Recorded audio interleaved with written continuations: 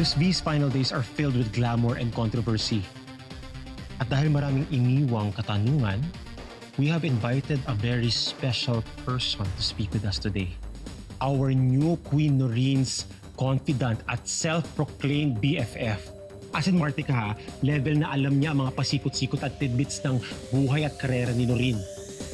Ladies and gentlemen, Miss Janina Bulaklak! Jana! Hi po. Oh, welcome to the beauty parlor. Welcome. Basta. Okay lang po. Oh, pinapsleeves mo naman kami today. Miss Martika. Upo ka. Oo. Hello, hi. Hello po. Dati po, pinapanood ko lang kayo ngayon, katabi ko na kayo. Aling Charing! Tatay Jeep, artista na ako!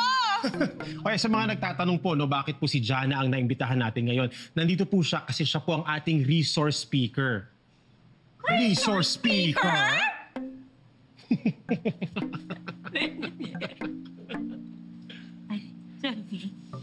Let's get back to business. Pwede ba?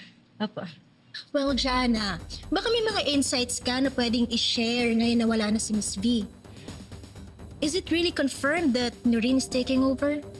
Totoo, no? Now that Shari is being accused of killing our mother, I mean, ano mangyayari sa kanya? Unang-una, no? Ang gulo-gulo. It makes me dizzy. Dizzy? At eto na, ang mainit-init na chika. Ang best friend ko pong si Noreen, mukhang siya na ang magmamana ng beauty empire na ito. Ha? Pasabog! Sinabi mo pa, Mima. And marami din naman talagang pinagdaanan ng best friend ko para makarating sa posisyon niya. And kay Shari naman, kasi lahat ng ebidensya sa kanya ang bagsak eh. But, let's not judge the book by its cover. Ongoing pa ang investigasyon. Right? Tama ka doon, oo. Excuse me. Ay, opo. Pero, fall from grace naman talaga yung nangyari kay Shari. Imagine, from being the princess, now, she's a pauper. At kung mapatunayan man na siya ang pumatay kay Miss Velma, legit, cancelled Pro Max. Pro Max?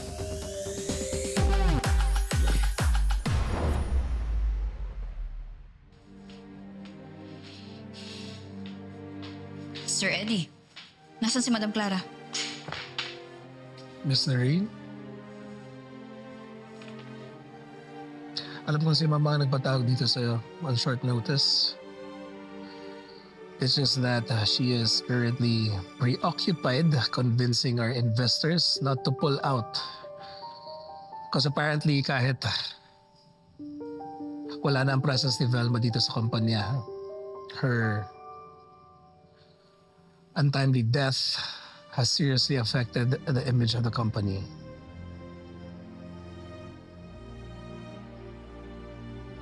I love my wife.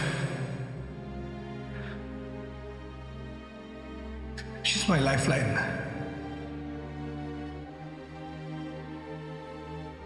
Ngayon na wala na siya, para na rin akong namatay.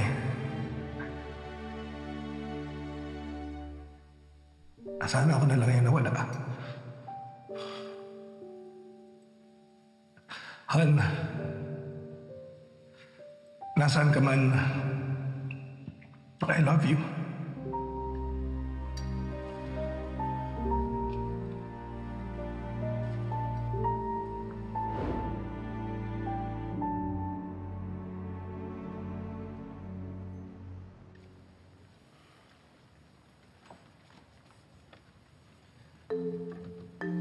Grabe yung Shari, no?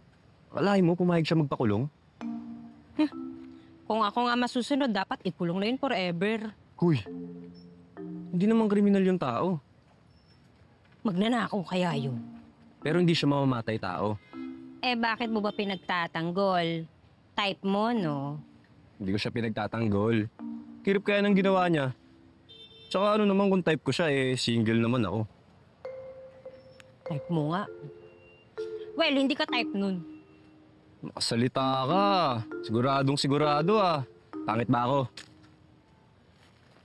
Ito naman eh. Drama mo naman. Alam mo naman, TDH ka, di ba? Ano? Wala. Di, may sinasabi kayo. Ano sabi mo? TDH ako? Hindi. Wala. Ang gusto kong sabihin, huwag ka nang mag-alala kay Shari kasi makakalabas naman ng kulungan yon. Kailangan lang makahanap ni Noreen ng konkretong ebidensya para maituro niya na si Eddie Imperial. At pag nangyari yon, justice for everybody. At makakalaya na si Shari. At magiging masaya na kayo. Nung kami magsasaya, eh, nandiyan ka naman. Huwag ka nga! Bilisan mo na! Kailangan na ni Mrs. Cruz yung tubig niya. Dali!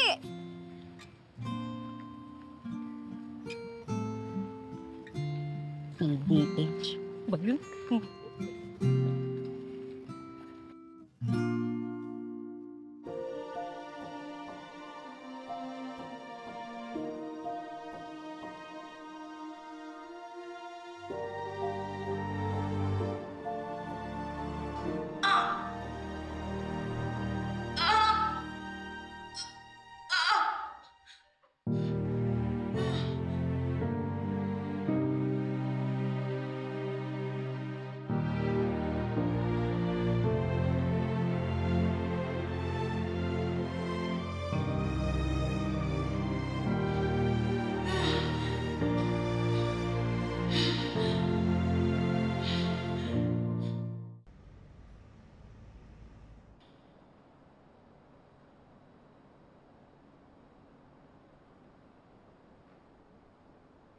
My condolences.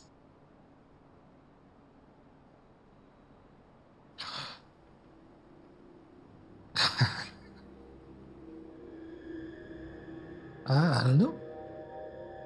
I don't even... I can't even believe that all of this is happening.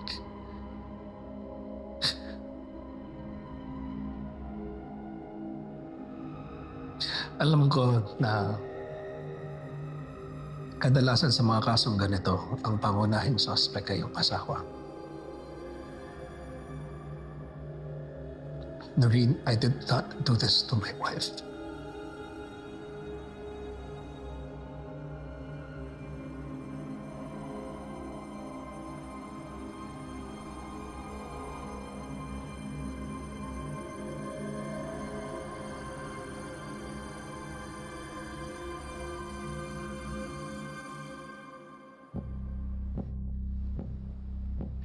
Never ko kayong paghihinalaan. Sobrang tanga mo naman kung papatayin mo ang sarili mong asawa sa harap ng buong